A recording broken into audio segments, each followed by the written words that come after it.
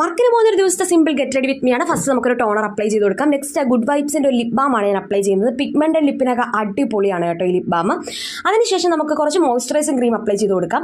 എന്ത് നിങ്ങൾ ഫേസിലിട്ടാലും നെക്കിൽ മസ്റ്റായിട്ട് ഇടണം കേട്ടോ. എൻ്റെ ആക്നി പ്രോൺ ഓയിലി സ്കിൻ ആയതുകൊണ്ട് ഞാൻ യൂസ് ചെയ്ത ഡെർമാക്കോയുടെ മാറ്റ് ഫിനിഷ് ആയിട്ടുള്ളൊരു സൺസ്ക്രീൻ ആണ്.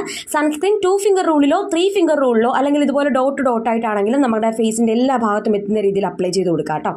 പൗഡർ ഞാൻ എപ്പോഴും ഇടാറില്ല. ഇന്ന് എനിക്ക് കുറച്ച് ഓയിലി ആയിട്ട് ഫീൽ ചെയ്തുകൊണ്ട് കുറച്ച് പൗഡർ ഇട്ട് കൊടുക്കുവാണ്. പുറകെ എൻ്റെ അപ്പൻ്റെ കൈയാണ്. പൗഡർ എപ്പോഴും ഇട്ടാലും ഈ കൈ കൊട്ടിക്കലും മസ്റ്റാണ്. അതിനുശേഷം പടർന്ന് പന്തലിച്ചിരിക്കുന്നതിൻ്റെ പിരികത്തെ ഒന്ന് മയപ്പെടുത്തുകയാണ് നെക്സ്റ്റ് ടാസ്ക്. ഗ്യാപ്പുള്ള ഭാഗത്ത് മാത്രം ഒന്ന് ഫില്ല് ചെയ്ത് കൊടുക്കുന്നുണ്ട്.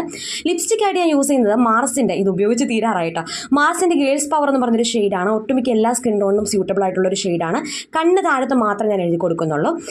ഹെയർ സ്റ്റൈല് നമ്മൾ ചെയ്തിരിക്കുന്നത് ജസ്റ്റ് മിഡിൽ പാർട്ടിഷൻ എടുത്തിട്ട് ബാക്കിലേക്ക് ഒന്ന് ടൈ ചെയ്ത് കൊടുത്ത് അതിനുശേഷം വാച്ച് കെട്ടി ടാഗ് ഇട്ടു, കമ്മലിട്ടു, നമ്മൾ വർക്കിന് പോകാനായിട്ട് ഇറങ്ങുവാണ്. ചേച്ചാ ബൈ, സീ യു.